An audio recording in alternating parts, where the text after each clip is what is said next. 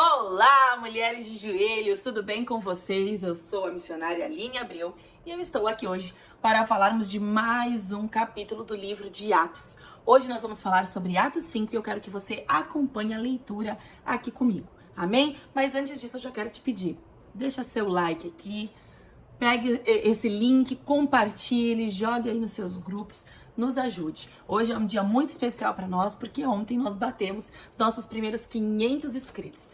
Talvez não seja aí um número tão expressivo perto do que nós vemos hoje na internet, mas para nós é uma grande vitória, pois falar da palavra, falar da verdade que liberta, não é como falar de humor que logo se espalha, mas nós cremos que o nosso objetivo aqui está sendo cumprido, que é trazer uma palavra de verdade ao seu coração. Muito obrigada por você estar aqui conosco. E se você ainda não é um de nossos seguidores, segue aqui, nos acompanha, ativa o sininho para você não perder nada. Amém? Vamos lá ler a palavra? Diz assim, aqui no início vai contar a história de Ananias e Safira, né? Um pouquinho antes do capítulo 5, eu acho interessante que a gente leia, mesmo que a Marcinha já tenha falado, só pra gente trazer o contexto, porque ler a história de Ananias e Safira sozinha deixa um vácuo aberto. E eu não quero que isso aconteça aqui, tá? Então, no versículo 4, a partir do 32, bem no finalzinho mesmo, aqui vai dizer que todos os que creram pensavam e sentiam do mesmo modo. Ninguém dizia que as coisas que possuía eram somente suas, mas todos repartiam uns com os outros tudo o que tinham. Com grande poder, os apóstolos davam testemunho da ressurreição do Senhor, e Deus derramava muitas bênçãos sobre todos. Não havia entre eles nenhum necessitado, pois todos os que tinham terras ou casas as vendiam, traziam o dinheiro e os entregavam aos apóstolos. E cada pessoa recebia uma parte de acordo com a sua necessidade. Então, o que acontecia aqui era um povo de Deus que vivia junto, né? O povo que aceitava a palavra da verdade, passava a viver junto. Todo mundo repartia tudo que tinha. Então, se eu tenho um terreno, eu vendo, eu dou para todo mundo, eu dou pro apóstolo aquele dinheiro. E aquele dinheiro vai servir para que todos tenham tudo. Para que todo mundo... Imagina como não seria? Se nós pudéssemos hoje fazer isso, vender tudo que a gente tem, dar na mão de apóstolos verdadeiros, homens de Deus, que repartam de acordo com a necessidade de cada um, e que ninguém ficasse tendo necessidade de nada. Seria maravilhoso, né? A gente não teria tantas pessoas passando necessidade, morrendo de fome na rua, né? Sem lugar para morar, sem o que comer. Seria lindo. E era o que acontecia aqui nessa igreja primitiva. Só que quando a gente vai começar aqui o capítulo 5, a partir do verso 1, nós vamos ver um homem e uma mulher, um casal, chamado Ananias e Safira, que eles foram lá, venderam um terreno que eles tinham, e aí Ananias vem, dá, né, esse valor, só que vamos supor que ele vendeu, sei lá, por 300 mil terreno, ele não deu os 300 mil, ele não deu o valor completo. Né? Nós vemos aqui, ó, dizendo que ele só entregou uma parte do dinheiro, diz no capítulo 2. Então ele não entregou tudo. Vamos conjecturar que ele vendeu por 300, mas na verdade ele entregou 150 mil. Só que o problema só não era o entregar, né? O problema todo, na verdade, foi a mentira. Então ele diz, aqui diz assim, só entregou uma parte do dinheiro aos apóstolos, ficando com o resto. E Safira, que era a esposa dele, sabia disso. Então Pedro disse a Ananias: por que você deixou Satanás dominar o seu coração? Por que mentiu para o Espírito Santo de Deus? Será que alguém consegue mentir para o Espírito Santo do Senhor? Será que alguém consegue enganar o Espírito Santo do Senhor? Será que alguém consegue dizer, olha, eu vendi por 150, então só vou te dar 150? Era melhor ter falado então. Olha, gente, eu vendi pelos 300 mil, mas eu só quero entregar como oferta os 150. A verdade sempre vai prevalecer. O Espírito Santo do Senhor, ele fala a verdade para aqueles que o têm dentro dele. Pedro, ele tinha o Espírito Santo de Deus. Vocês acham que o Espírito Santo de Deus ia deixar o seu povo todo ficar enganado?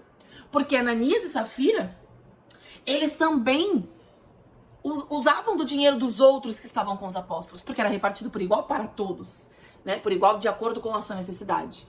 Então, como que eles tinham direito de usufruir dos outros, mas quando chegou deles, eles não queriam dar? E mentiram para isso, não falaram a verdade. E aí este homem recebe ali uma chamada de Pedro, por causa de ter mentido para o Espírito Santo. E aí este homem cai como morto. Já entra o pessoal lá que ficou apavorado, já leva o corpo, já leva ele lá pra fora pra enterrar. E entra a Safira e Pedro pergunta pra ela, Safira, ela não tava sabendo de nada. E aí Pedro pergunta assim pra ela, Safira, vocês venderam pelos 300 mil, vamos supor, né? Vocês venderam mesmo pelos 300 mil? Ela, bem dissimulada, diz, vendemos? Claro, foi por esse preço. E aí ela toma outra chamada e diz, seu marido caiu como morto por causa dessa mentira. E agora vai acontecer com você. Você também será levada. Ela cai como morta e levam ela. Aqui nós aprendemos, queridos, que nós podemos mentir para homens. Nós podemos querer levar vantagens. Mas quando falamos de homens cheios do Espírito Santo de Deus, o Espírito Santo de Deus, ele nos traz discernimento. E é muito perigosa a mentira. Porque a mentira, ela realmente leva à morte. Não só à morte física, mas eu estou falando da morte principal, que é a morte espiritual. Esse homem e esta mulher, eles eram pessoas que conheciam a Cristo.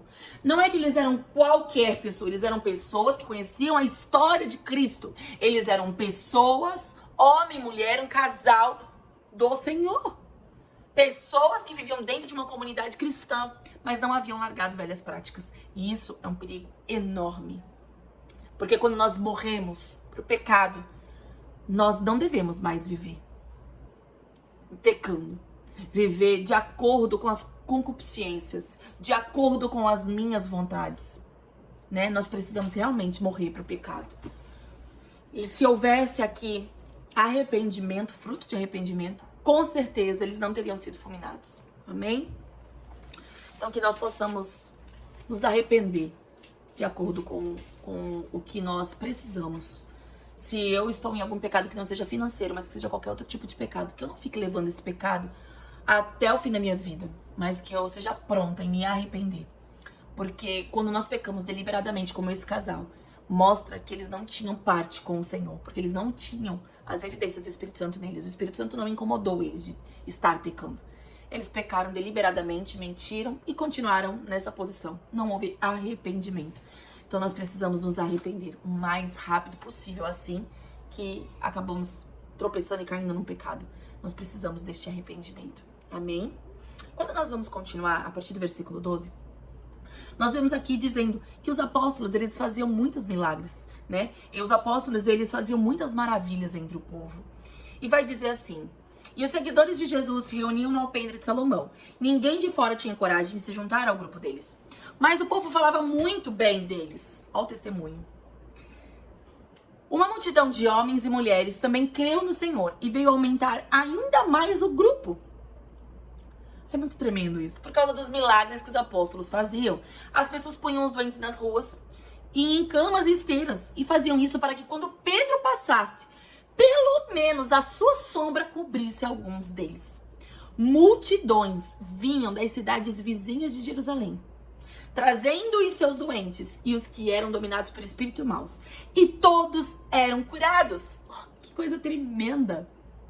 As pessoas de longe já estavam ouvindo falar das curas maravilhosas que estavam acontecendo no meio daquele povo. Os sinais e maravilhas que estavam acontecendo ali em nome de Jesus. Dons espirituais que estavam sobre esses apóstolos.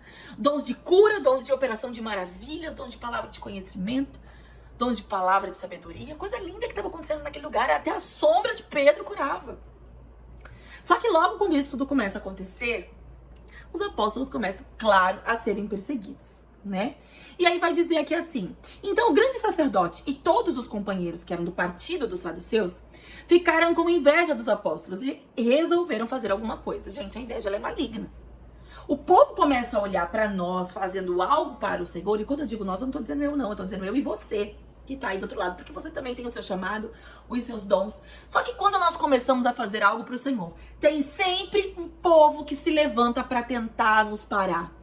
Tem sempre um povo que tenta se levantar para matar os nossos sonhos, para jogar entulho nos nossos poços. Mas eu quero dizer para você que quando esse povo se levanta, na verdade, eles estão de alguma maneira trabalhando pro Senhor. E aqui vai dizer que eles foram presos, né? Então, aqui vai dizer assim, ó, prenderam os apóstolos e os puseram na cadeia. Aquele povo que tava lá com o ciúme deles, né? Com inveja. Mas naquela noite, um anjo do Senhor abriu os portões da cadeia e levou os apóstolos para fora e disse: vão para o templo e anunciem ao povo tudo a respeito desta nova vida. Queridos, quando nós temos um chamado de falar sobre a nova vida, nada pode nos parar. Não há cadeia, não há inveja, não há governo, não há nada que possa nos parar. Os apóstolos obedeceram e no dia seguinte, bem cedo, eles já entraram no pátio do templo e começaram a ensinar. Eles não perdiam tempo, não. Eles não tinham medo, eles tinham um espírito de fortaleza, eles tinham o dom de fé. O dom de fé é para viver essa vida aí, de passar por dificuldade, mas estar lá na fé, assim como Daniel, assim como Sadraque, Mesaque e Abednego. Isso era o dom de fé. Não era uma operação do Espírito Santo, do espírito de fortaleza neles. E então vai dizer assim: então o grande sacerdote e os seus companheiros chamaram os líderes do povo para uma reunião do conselho, e eu sei que esse povo se juntou, e quando eles chegaram lá, o que tinha acontecido? O que tinha acontecido? Estava fechado. A cadeia estava fechada. O povo não entendeu, foi nada, porque estava vazio, mas estava com tudo fechado lá. E aí eles encontraram os vigias lá olhando, e os vigias não viram ninguém sair. Gente, é milagre atrás de milagre. Tem coisa que a gente não vai explicar não, que a gente só vai viver. Não tem explicação para milagre de Deus. Quando o chefe dos sacerdotes e o chefe da guarda do templo ouviram isso, que estava tudo vazio lá, e ficaram sem saber o que pensar, o que havia acontecido. Eles ficaram tipo: gente, eu não tô nem pensando no que aconteceu. Então, nesse momento, chegou alguém dizendo: escutem, os homens que vocês prenderam estão lá no pátio do templo ensinando o povo. Então o chefe da guarda do templo e os seus homens saíram, trouxeram os apóstolos. Mas não os maltrataram, porque eles estavam com medo do povo chicotear, do povo se revoltar lá. Depois puseram os apóstolos em frente do conselho. E o grande sacerdote disse: nós ordenamos, que eles estão achando que eles mandam no povo de Deus, né? Mas o povo que é cheio, o povo que recebe uma palavra do Senhor, quando nós nos movemos debaixo de uma palavra, queridos, não há nada que nos pare. Nós ordenamos que vocês não ensinassem nada a respeito daquele homem. Daquele homem? Ei, você não sabe de quem você está falando, não. E o que foi que vocês fizeram? Espalharam esse ensinamento por toda a cidade de Jerusalém e ainda querem nos culpar pela morte dele. E aí Pedro, ai gente, como eu amo Pedro. Aí Pedro diz assim: nós devemos obedecer a Deus e não às pessoas. O que é que Deus tem falado pra você fazer e que você não tem obedecido porque tá ouvindo o que estão falando pra você? Não faz, não vai dar certo. Não faz. Ei, quem é que você tem que obedecer? De quem é que você é escravo? Porque nós nos tornamos escravos daquele que obedecemos. De quem é que você está se tornando escravo? E aí Pedro continua dizendo: os senhores crucificaram Jesus, mas o Deus do nosso antepassado o ressuscitou. Ele está dizendo: foi vocês sim. E Deus o colocou à sua direita como líder e salvador, para dar ao povo de Israel oportunidade de se arrepender e receber o perdão dos seus pecados. Nós somos testemunhas de tudo isso. Eles são testemunhas oculares, né? Nós e o Espírito Santo que Deus dá aos que lhe obedecem. Como dizer, vocês não são obedientes, vocês não têm o Espírito Santo de Deus. Coloquem isso no lugar de vocês. Lava a boca para falar do meu mestre. Quando os membros do conselho ouviram isso, ficaram com tanta raiva que decidiram matar os apóstolos. Antes eles estavam com medinho. Agora decidiram matar. Imagina a raiva que eles não ficaram. Mas levantou-se um dos membros do conselho, um fariseu chamado Gamaliel, que era um mestre da lei que era respeitado por todos. E ele falou o seguinte assim: gente, olha só que homem sábio. Homens de Israel, cuidado com o que vocês vão fazer com estes homens. Há pouco tempo, lembra, gente, que há pouco tempo atrás, chamado um homem, Teudas, que apareceu, se dizia muito importante, e que com isso conseguiu reunir 400 seguidores. Mas ele foi morto. Todos seus seguidores foram espalhados. E a revolta dele fracassou. Depois desapareceu um tal de Judas aí, o Galileu, na época do recenseamento. Esse também conseguiu juntar muita gente. Mas ele foi morto e todos os seguidores foram espalhados. Portanto, neste caso de agora, não façam nada contra esses homens. Deixe que eles vão embora. Porque se este plano ou este trabalho vem de seres humanos, eles desaparecerão. Mas se vem de Deus, vocês não poderão destruí-lo, pois neste caso estariam lutando contra Deus. Quando lutam contra aquilo que Deus te mandou fazer, estão lutando contra o próprio Senhor. Não há palavra que foi dada sobre a sua vida que possa ser paralisada, que possa ser parada, que possa não se cumprir. Não há. Não há. Este homem era um sábio. E ele sabia o que ele estava falando aqui, muito provavelmente direcionado pelo Espírito Santo, não é possível. Ele falou, gente, esses homens aí, ó, não for nada de Deus, vão sumir. Agora, se eles forem, nada poderá detê-los. Se a palavra que o Senhor liberou sobre a sua vida verdadeiramente veio de Deus, eu quero te dizer algo como profeta do Senhor. Nada e nem ninguém que se levantar contra a tua vida, pode ter a ideia até de te matar, não poderá fazer nada contra a palavra de Deus que foi liberada, porque aquele que prometeu é fiel para cumprir na sua vida. Pode se levantar o que for, que vai se levantar para cair. E aí vai continuar dizendo assim. E isso eu achei interessantíssimo, né? Porque o conselho aceitou a opinião de Gamaliel, chamaram os apóstolos, chicotearam eles e mandaram que nunca mais falassem nada a respeito de Jesus. Depois soltaram. Os apóstolos saíram do conselho muito felizes, mesmo depois de toda a perseguição, chicoteada. Sabe por que eles saíram felizes? Aqui vai nos dizer assim. Eles saíram felizes porque Deus havia achado que eles eram dignos de serem insultados por serem seguidores de Jesus. E todos os dias, no pátio do templo e de casa em casa, eles continuavam a ensinar e anunciar a boa notícia a respeito de Jesus o Messias. Se estão falando a seu respeito, louve, glorifique e fique muito feliz. Se estão falando a teu respeito, a respeito do teu chamado, daquilo que tu tem cumprido debaixo da palavra de Deus. Eu não estou falando se vocês estão falando das coisas erradas que você faz, não. Porque é isso aí, você que tá dando abertura. Eu tô falando de alguém que tá falando sobre você, o seu chamado, palavras que o Senhor te deu pra você. Se estão metendo o bedelho no seu chamado, eu quero lhe dizer algo. Se alegre. Você foi digno de ser mal falado por conta do Senhor.